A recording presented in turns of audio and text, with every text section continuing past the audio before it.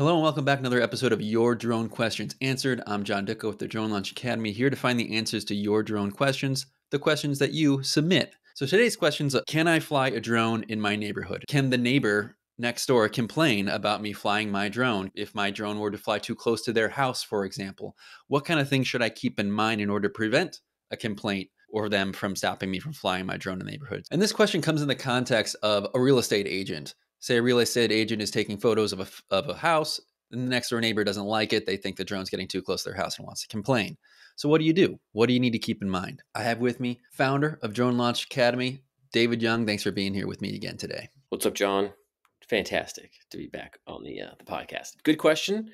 One that I imagine comes up a lot. So let's break down the rules. I'm going to talk first about the federal regulations that apply. So any FAA restrictions, regulations, and in which order things apply in, because there's something called preemption, which means federal laws, state or local laws.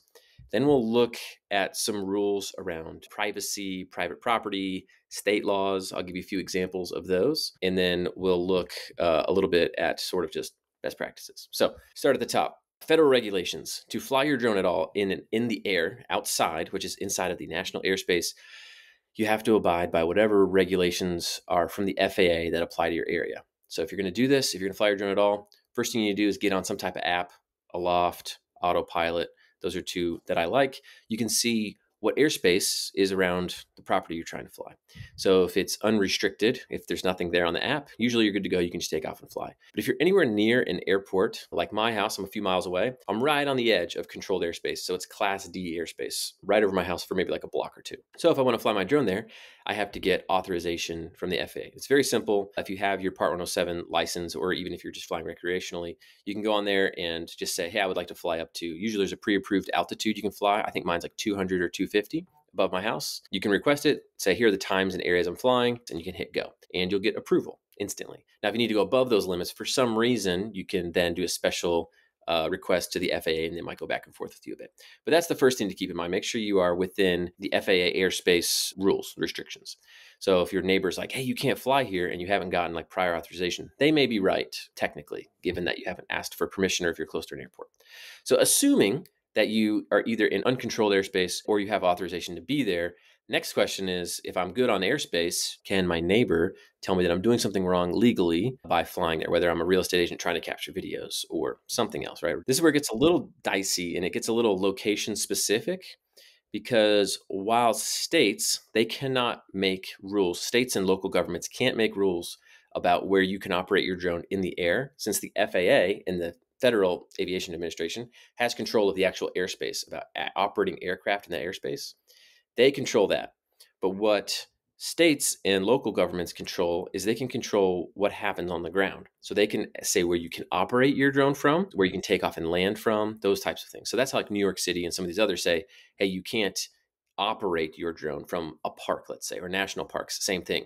You can fly your drone over a national park, but you can't operate it from a national park because of who controls what. But one thing states can also regulate, and local governments can regulate, privacy laws. So there are rules around privacy, like different paparazzi laws, right? So for instance, if you were going to walk, it's not illegal to take your cell phone out and take a picture in a public place, right? But if you were to walk up to your neighbor's house and put your phone or camera right up to their window and start taking pictures, now it's like they have a reasonable expectation of privacy in that place. You're likely violating some privacy laws, not to mention that you're just kind of like a total creepo, and don't do that. I'll give you an example. There are some states that have enacted specific privacy laws in regards to drones. The first of which, California, has Civil Code Section 1708.8, if you want to get really into the nitty gritty. But essentially, what their civil code says, a person is liable for physical invasion of privacy when the person knowingly enters onto the land or into the airspace above the land of another person without permission, or otherwise commits a trespass in order to capture any type of visual image, sound recording, or physical impression of that person. So a lot of legal mumbo jumbo to say, hey, you're actually invading their privacy if you are going into their airspace above their land with an intent to kind of capture pictures of them, kind of like being creepy and spying on them. You know what I mean? Sure. Similarly, in Texas, there's one, the Texas Privacy Act, covers a bunch of stuff, but it also covers drones. And it says, you cannot go take pictures of someone else's private property, including land, right?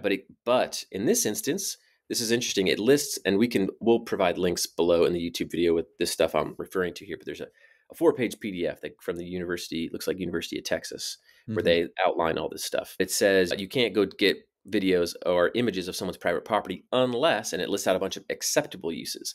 So you could be under 8 feet above the ground, so not more than 8 feet above ground level in a public space, public real property. So like a public park or some type of public building, right? It's not private property.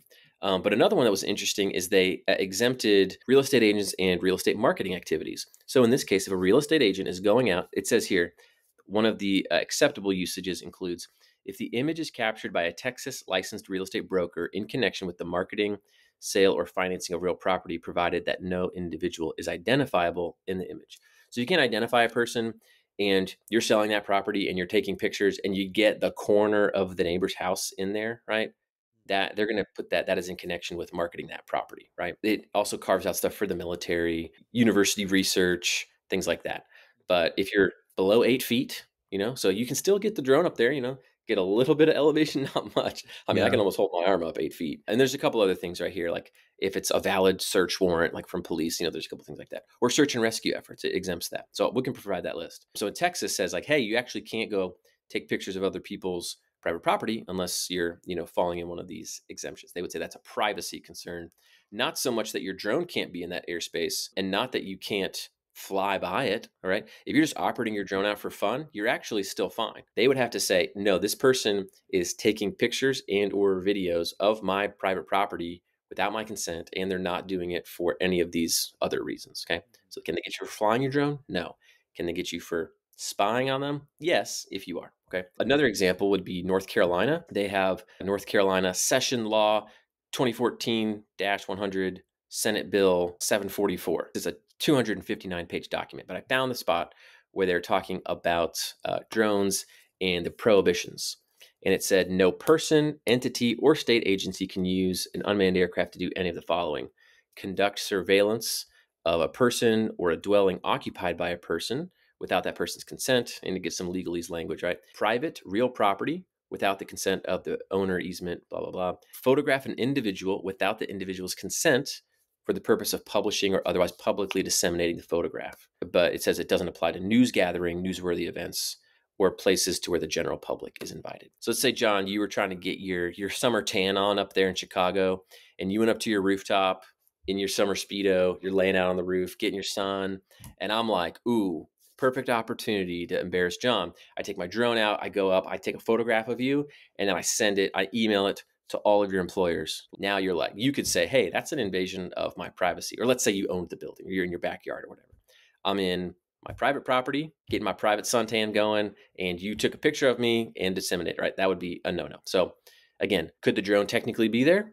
Yes, probably, depending on what they're doing with airspace, but they're invading your privacy at that point. The last one is for Florida. They have one, searches using a drone. So it's a similar thing, right? You can't use a drone to spy on someone or capture images without their consent. It's called the Freedom from Unwarranted Surveillance Act.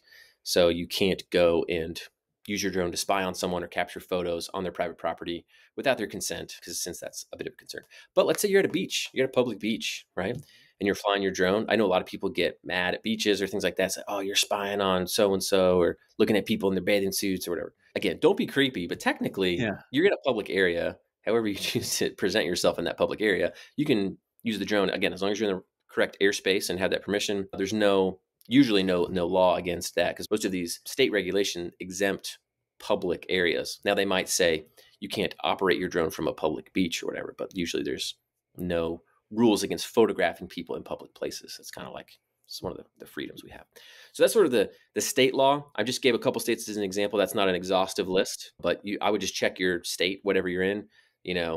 Montana drone privacy laws, or just be familiar with that if you're concerned about it. And then just from a practical standpoint, there are sometimes other things to think about, like TFRs, no fly zones. That would be in that airspace restriction category. Some other things, local ordinance, they have like noise ordinances that you might be violating if your drone's like super loud. I would doubt it. Most of them are not that loud. Maybe your town has like a curfew or some weird time restrictions. I don't know. I feel like this goes without saying, but general practices are just respect people's privacy. Don't be a creepo. If you feel like you might need permission, maybe just ask. That's kind of That's what I would. situation dependent. Yeah. But I think most people, if you use common sense, you'll avoid a lot of these problems. But it is good to know what the laws are. Don't be a nuisance, and you're usually okay. Now, even if you are doing all those things, you're going to get some crazy neighbors or just people who love to just pick a fight. You know what I mean? Or just they're just cranky. So it's good to know your rights and the laws to say, actually, no, I'm within operating where I'm supposed to be. One thing seems like a small thing, but it does make a difference. Just bring like a reflective vest, like a little yellow vest, construction worker vest. You can get some that say FAA drone pilot on them. If you throw that on, I've never been bothered. I've put that on if I'm like doing a job. People just assume, oh, they're like hired to be here. They're fine. So if you throw one of those on, that should minimize some stuff, right? You just don't look like a rando out to spy on people. Yeah. So that's one piece of advice. But yeah, good to know your rights. So that way you can say, nope, actually, I'm doing this in connection with real estate marketing. I'm actually not even photographing your house. So please leave me alone. That's my recommendation, my tips, and what I know about the topic. That's great. And I'm glad you shared some just common sense things you can do because yes, you can check your federal laws, you can check your own, state, local laws. Everything's a little bit different, but when it comes to somebody's privacy, you're kind of going off their personal feelings. And yeah, you can boil it all down to a specific privacy law. That's going to take time, whether or not you're showing them your footage and all that stuff. And so I really appreciate you just kind of saying some things that you can do, introduce yourself, shake their hand, tell them what you're there for, wearing a vest, some kind of reflective thing. I think that can go a really long way. So I'm glad you said that. Yeah. And I think more often than not, I've heard that, if you introduce yourself to the neighbors, let them know what you're doing. If you're a business, or let's say you're working for like a real estate agent or something like that, sometimes that can get you more business. I've heard of business coming from that. People going, oh, what are you doing? Oh, that's cool. I think most people are like that. Most people are interested and understand that. Just know that you might come across a crazy person every once in a while. So. Yeah. Yeah. And that's where we're at still with drones. It's been like this for a while, but it's interesting. The small business owners who are flying drones that I talk to on this podcast, they really do have some interesting ways of kind of breaking that stigma, chipping away at that fear from the people around them and building relationships while doing it. So very cool. First, what you gotta do is you hover your drone right outside their bedroom window until they just snap. You know what I mean? That's And, don't carry a sign on the drone that just says, it's okay.